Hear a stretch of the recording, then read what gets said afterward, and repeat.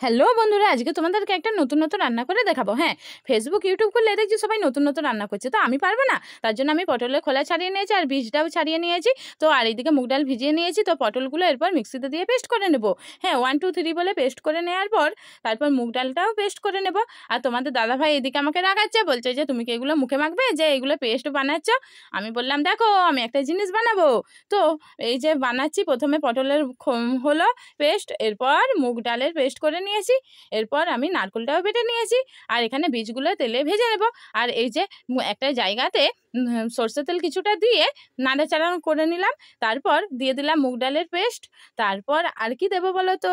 হ্যাঁ, তোমরা ঠিকই ধরেছো, এরপর দিয়ে দেবো পটলের পেস্টটা। হ্যাঁ, তো দেখো কালারটা কীরকম হয়েছে। তো এরপর এটাতে লবণ দিয়ে চামচে করে মিক্স করে নেব। তারপর কি করব না, গ্যাস জেলে কড়াই গরম করে কড়াইতে জল দিয়ে এই বাটিটা বসিয়ে দিলাম।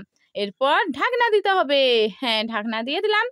এরপর দেখো বন্ধুরা কি অবস্থা, আমি ভেবেছিলাম পনিরের মতন শক্ত হবে, কিন্তু তা হয়নি। তো আমাকে শেষে নারকেল বাটা দিয়ে এরকম ভেজে নিতে হলো, খেতে একটু খারাপ হয়েছিল।